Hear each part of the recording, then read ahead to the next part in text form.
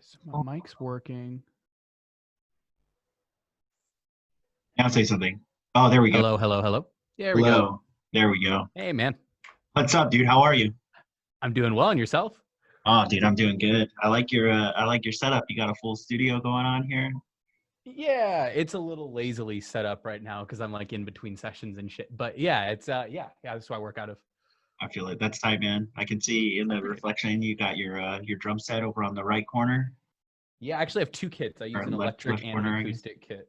I work in Oh, a pawn nice. shop, so I get a lot of Oh, like nice. gear for pretty good deals. Yeah. That's sick. That's sick. Yeah, you got a nice mic there. I can tell. Got the full setup, man. That's sick. Got two big You pianos here. Yeah, I got the whole yards, as they would say. do you produce your own music? So normally, 9 times out of 10, yes. The song we're actually talking about today is the first song that I didn't produce myself. Oh, nice. It was produced by a guy named Samurai Dell, but everything else, yeah, I produce everything in the studio here. That's sick, man. That's cool. How'd you get started in like recording and producing and all that? The long short version is that I've been doing music forever, and I did choir and all that kind of stuff. And when I got into college, I started working with an a cappella group, and yeah, I like created it. And so I we had no way of recording, and so I was like, oh, I'm gonna get a microphone and I'm gonna do this. And it was horrible. It was the worst thing I'd ever done, and I was like, I don't understand why this doesn't sound right. And so then I started working with a band, and we went into this studio, and it cost us way too much money, and the recordings weren't good. And I was like, wait a minute, something's not right here. His recordings sounded like my recordings, but he's a professional. What happened? And then I decided to figure it out. So about 3 or 4 years ago, I separated with a band I was working with, and I had some gear left over from that, and I was like, I'm just gonna make a recording studio. And so that's Nice. when I like really set in and started buying everything and learning what I could. So I've really only been doing this about 3 years, and I don't mix and master yet. I'm like learning that right now, but I'm not confident in it. So anything I record here, I ship out to somebody else, and they do Yeah, that. We have like a deal. They do that part of the gig for me. nice. That's sick, man. Yeah, it's all about, outsourcing those things that you're not necessarily comfortable in, for sure. Uh-huh. That's sick though, man. I've considered like every time I talk to a producer or anything, they're always like, "Oh, I wanted to record my band, so I got into it," or "I wanted to, record my own hip hop tracks or whatever." And Right. that's usually like that's the reason they're like, "Oh, I started, and then next thing you know, I'm doing all this other stuff, and it just escalates from there." So it's pretty cool to see that, man. It's cool to see, people put something into something, and then it grows into something bigger. And it's always Um, interesting too, because I have people that are like, oh, so like you run a recording studio? And I'm like, no. Like I have one, and I do record things, and I record people. I'm like, what do you do? And I'm like, I don't know. I record some of my own music. I work with other people. Like I just I have music. I do music. That's my thing. So yeah, it's interesting to be mid process of this and trying to figure out like what this will be and where I kind of will go from here. yeah, absolutely, man. That's sick. Yeah, I'm excited to. I mean, I've seen you on Facebook a couple of times. I hadn't. I'll be honest. I hadn't really listened to your music up until you sent it to me. You're But good. after like listening to it, I'm like, damn, like this guy's actually got some talent. You're you're on your way up, man. Just keep going. I appreciate that. Yeah, I've trying to figure out what genre really fits my music right now, because I use hip hop and rap as like a broad term, but then if you Yeah, listen to it, you're like, this isn't hip hop or yeah, rap. But I understand why you would say it could fit in that category. But then yeah, I'm like, well, what other category does it fit in? And then there's crickets, and I'm like, yeah. that's a good question. I don't know where I'm at right now. No, I was actually, it's funny you bring that up because I was actually thinking about that when because I was listening to the song earlier today to just kind of, get like an idea of what I wanted to talk about and all that. And I was like, this is kind of an interesting, like, different style of music. Like it is hip hop to the extent that, yeah, you're rapping over a beat, but like it's not because it's got different flow types, and it's definitely a different style of hip hop to and I haven't heard it yet. So I'm excited about it. I'm excited to watch it and see what happens with it. For sure. I appreciate that, man. Yeah, it's fun. It's fun to do what I do. It's fun. Yeah, absolutely. Cool. So let's go ahead and get this started. Extreme bouts of creativity exist in our dreams. My dreams create melodies that let my music bond to the waking world. I am asleep. So that intro part right there, I feel like a lot of times in the music that I make, it doesn't just come out of nowhere. And I feel like I've heard a lot of what I'm making before, but I never really. It's kind of that deja vu feeling where you're like walking down a hall and you're like, damn, I felt this. I don't know why, but I felt this before, right? And so I think that all of us have that. Where like you have the art that you really want to explore in your dreams. You have that available to you, in your subconscious, but it never like creeps out. And I feel like my dreams, especially in the music that I make, a lot of comes from like my subconscious and just that like relaxed state of mind where I'm not trying to do things. And it's just like the music kind of flows. So that was why that was a little bit different. It was just kind of like an explanation to like a preface to what comes. So here we get to that first verse.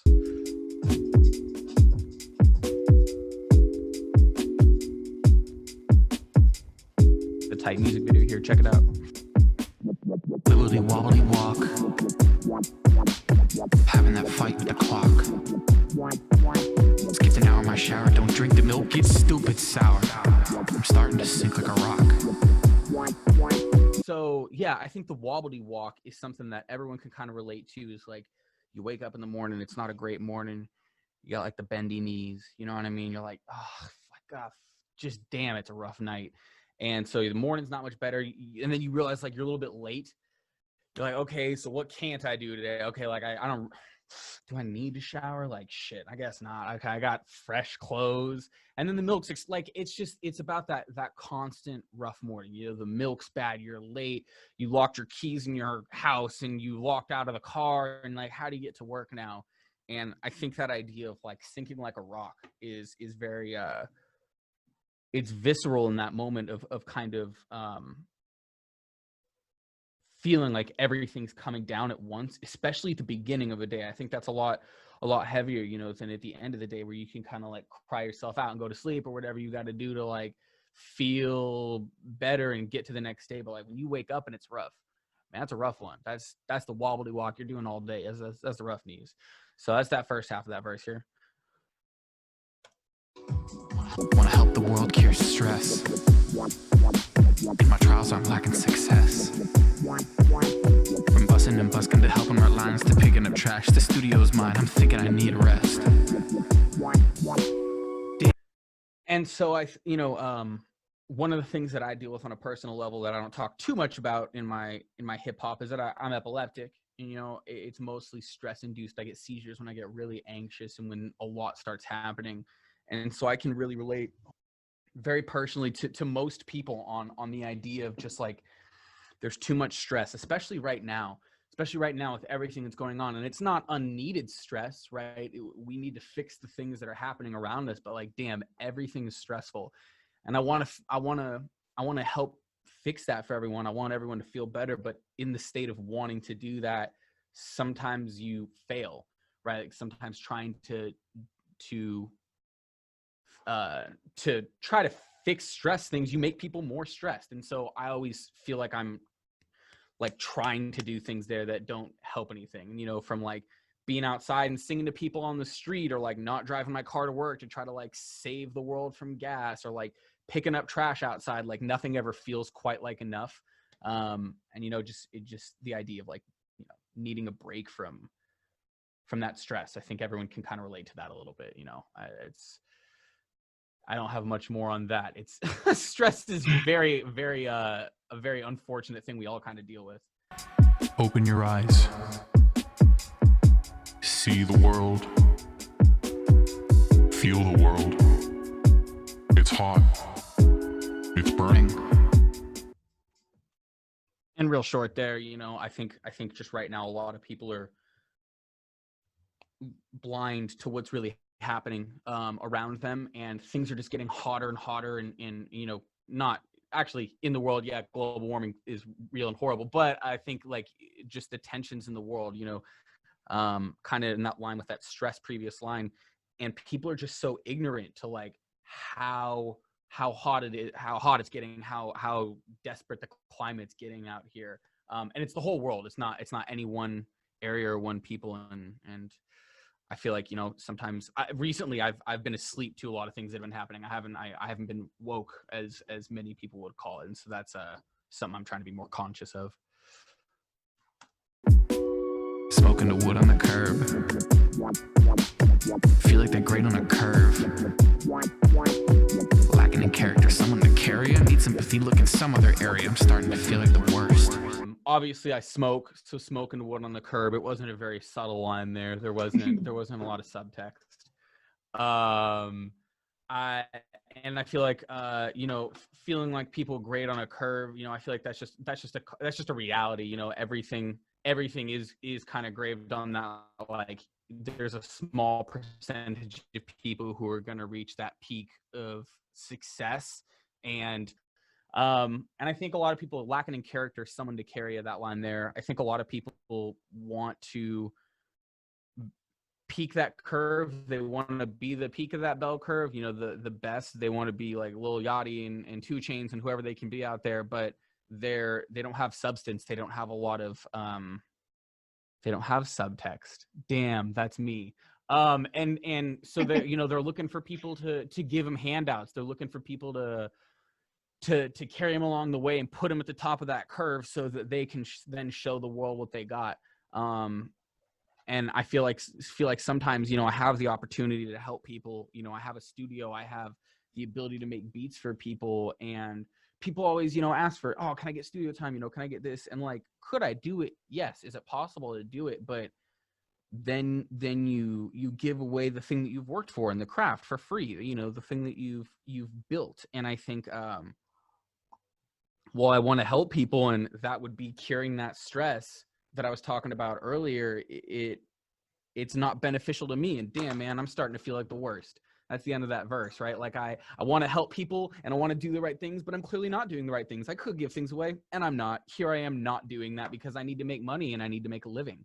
And it's that daunting stress. And so that kind of wraps back around to that first verse there. All right. Know that I can do this.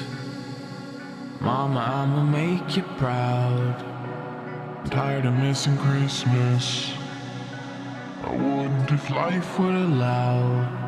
So I know that I can do this, Mom. I'm gonna make you proud. So my family's down in Phoenix. I don't see them very often. I've seen my mom like once a year, maybe for the past like 5 years. And some people see their family more frequently than that, and some people see their family less frequently than that. But for me, it's really difficult because I wasn't close with my mom. Like we were. She was a single mom who raised 4 boys, and she tried to do everything for me growing up, and I was hormonal and like, get away from me. I hate you. You're awful, Mom.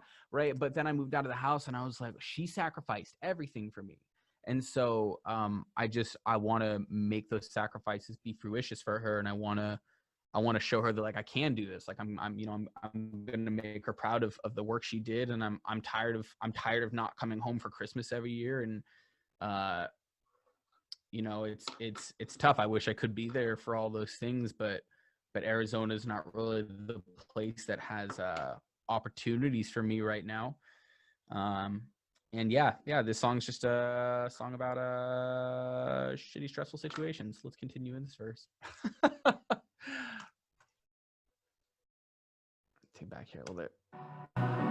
What the factor means, I got a fan with names. The world don't stop turning cause I'm making plans. Wanna be around, stop skipping town. I guess this is the time for me to buckle down. Am I here or there? Mentally nowhere. Feel like the bad place, ripping out my hair. Feel like a machine designed to make stress. And like everything else, I'ma do it the best.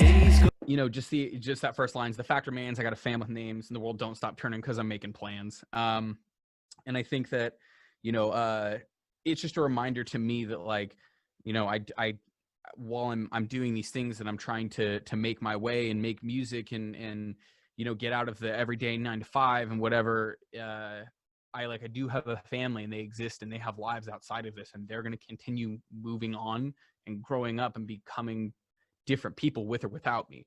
And so, you know, my nieces and my nephew, like they're going to go on from being babies to full grown people. And I'm missing that because I'm taking the risks and the opportunities and whatever I am. But but it doesn't detract that like they're people, and it's just like the people I'm out here with, except I'm missing my own family.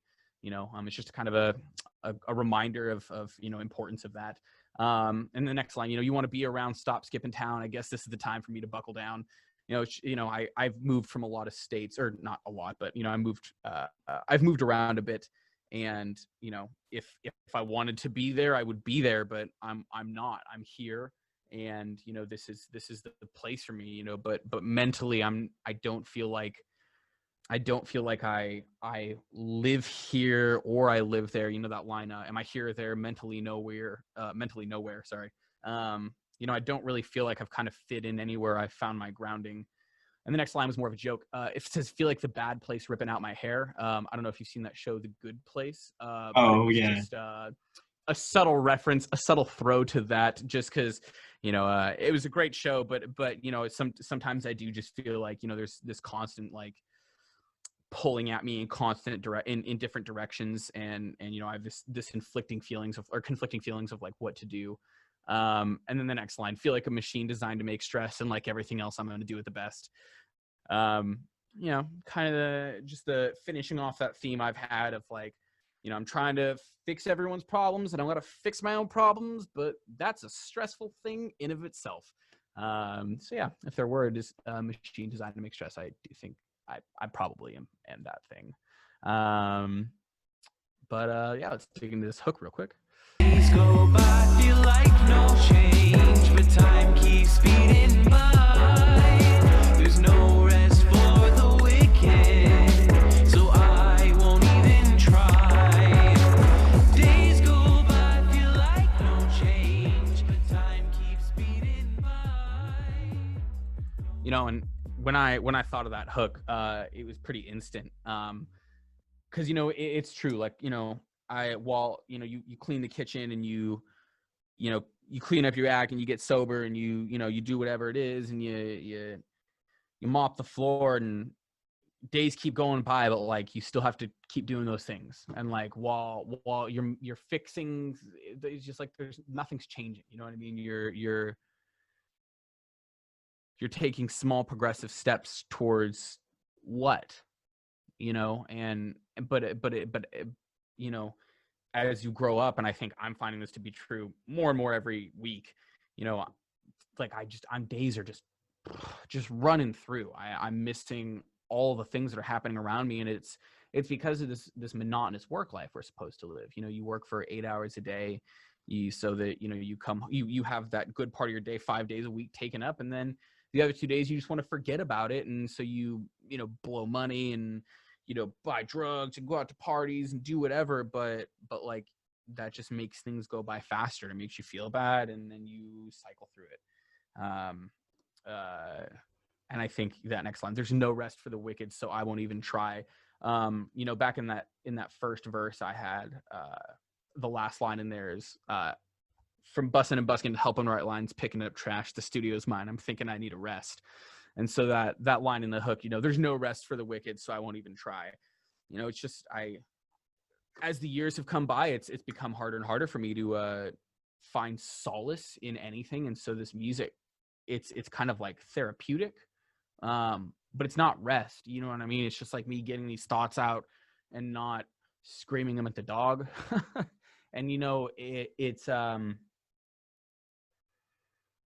yeah, I've gotten to this point where it's like, yeah, well, I've done the therapy, and I've done the partying, and I've done all this stuff, and I've tried meditating, and I've tried finding internal peace. So like, you know what, if it's not working for me, I'm just might as well just keep doing what I'm doing, and eventually something will work out, or it won't. But it's a weird thought process to have, but it's kind of that like Monday 9 to 5, it's hard to get out of feeling. So that's why that chorus kind of repeats a couple of times, just to kind of get that monotonous feeling going, that it's just things are just going to keep happening the way they are. So yeah, that's my ramblings of Wobbolty Walk, the song with wobbly knees and a steady video.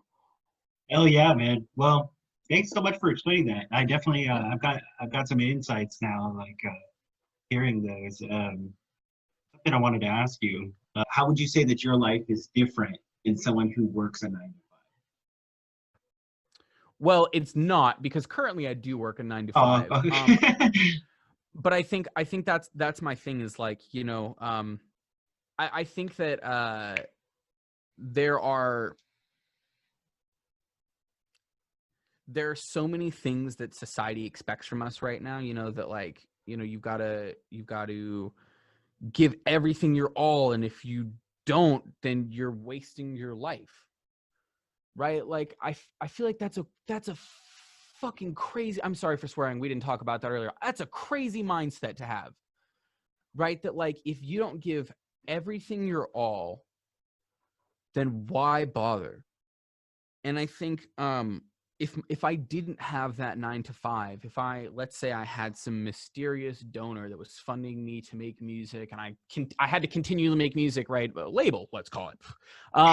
But if I had something like that, I think my life would be different, in the sense that I wouldn't be so pent up all the time. But I would be more lost. I feel like I'm in between that right now. I'm constantly pent up from my job and having to conform to what they want, and to be nice, and the customer's always right, and all these things. And on the other hand, I feel like there's the artistry aspect of me, and that a lot of artists who don't have 9 to 5s, they experience of like you can be who you want to be. Your music may be owned by somebody, but you can be who you want to be, and you can explore your music within a certain realm of, quasi expectations.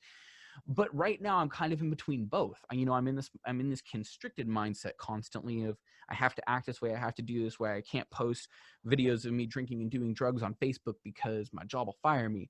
But then the flip side of it is, I am partying and out doing those things, and I'm not consistently, but like I'm exploring the facets of my mind that I think a lot of people who work a 9 to 5 don't. They're just so constricted in like, no, if you don't work your 9 to 5, you come home, you clean your house, you take care of your kids. Like, what are you doing? If you're not existing to raise a family, what are you existing for? And I'm like, yeah, but there's so many, and there's problems, and there's things we can explore, and things we can talk about. So as a roundabout way to not answer that question at all, I think that's how my life lives in both of those realms of working a 9 Well, to 5 and being an artist. yeah, yeah, and I mean, going back to that, I feel like I should have rephrased that question a little bit. And to me, it's more about mindset. Like, there are a lot of people out there who are, like you're saying, who focus on their 9 to 5, and that's all they need. That's good for them. But then there are people like you and I who are like, man, I'm going crazy at my 9 to 5, and I can't express my life. Like, I can't show who I am without, doing something else, without trying my hand at producing, trying my hand at content creation, or whatever it is. Um, and I've noticed, like, for me, myself personally, my mindset has started to shift a little bit over the past like 2 years, um, from that like traditional, oh, I got to go to work at my job to make my money, um, and that's it, to there are all kinds of ways that I can make money. I just have to figure out the people who want to give me the money. Um, and I feel like sometimes when I try to like talk to my friends who are on that consistent lifestyle, they don't quite understand it. And there's nothing wrong with that. Like, I'm not, saying that that's a bad thing. If that's Right. life for you, that's life for you. But my question for you is, how do you feel that your mindset is different than your peers who are more? I feel that I'm a safe risk taker. Is how I would put it. I've had this conversation a lot recently about like, should an artist risk everything they've got to make money? Basically, like, would you be homeless to dedicate yourself to your craft, right? Like, is that how much you care about your art? And my answer to that is no. But I think that's an extreme mindset to have. And I think for me, my mindset is kind of like, listen, I've invested clearly thousands and thousands of dollars and thousands of hours into doing what I do. And I think that's a safe risk, Yeah. right? Because I dropped out of college. I didn't I didn't become an electrician. I don't have a doctorate behind me. You know, I'm in my mid-20s. People kind of expect me to have more education, but I have a lot of physical assets around me, excuse me, and skills that I wouldn't have acquired if I had continued doing those things. And so I think a lot of people look at me and they're like, yeah, man, like, I don't know, you're really not like willing to like risk it for the biscuit. And I'm like, really? I spend like almost every dollar on every paycheck that I have extra on this, on trying to like make new sounds and make new things. And I'd say that's pretty, I'd say most people who don't have a lot of money, but like, you know, deep back because they've done this, that's a risk. But a lot of people don't see it that way. They're like, well, no, Yeah. that was a safe. And I'm like, it's a safe risk. You know what I mean? I pay my rent every month and I have a job, but this is the life I chose. So Yeah. I think I'm hyper dedicated to what I do, in a way that a lot of 9-to-5 people aren't. Also, I think a lot of 9-to-5 people, you know, if you work at the Gap Incorporated and you're the CEO and or not, that's a terrible example because that wouldn't work. But you know, you're a regional manager at Pizza Hut, right? And you get, you know, you quit that job and you want to go be a regional manager at Nordstrom or whatever. Like there are other jobs out there like that. But like, if I decided I didn't want to do music anymore and I sold all this stuff, I could go apply to do music somewhere else, but I just decided I didn't want to do music anymore. You know what I mean? So I think I'm more dedicated to like, well, if this doesn't work out, I really don't have a backup. I'm going to keep doing music until it works. So yeah, I think a lot of 9-to-5 people also don't have that mindset necessarily.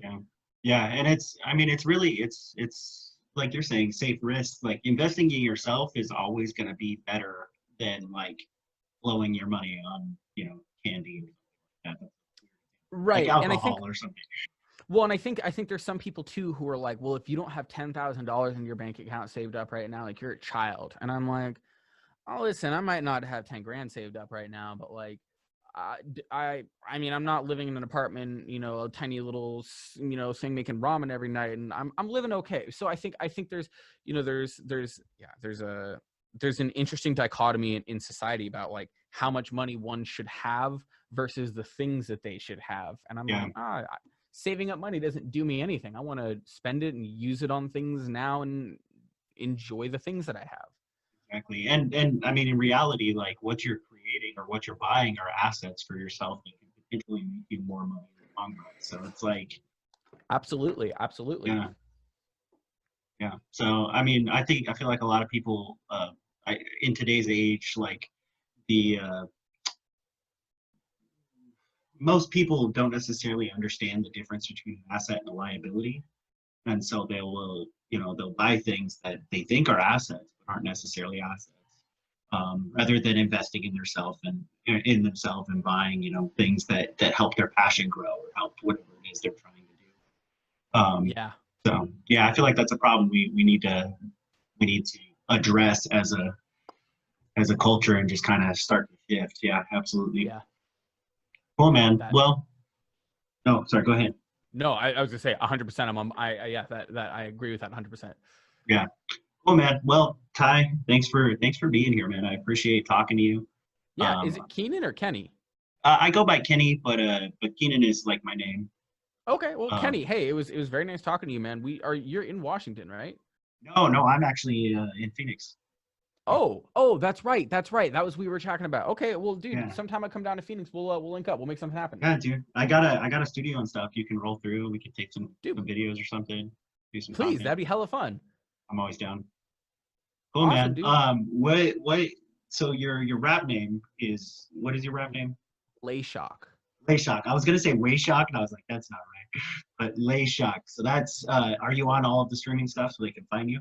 Yeah, I'm on Spotify. I think I'm on all the things. I'm on 90%, unless there's new things that have come out that I'm not aware of. And then no, I'm not on those. But the only thing I'm not on is SoundCloud and Bandcamp. I haven't uploaded to those. But like, you know, Spotify, Apple, and you can find most of my stuff on YouTube. I have some new videos I've released recently.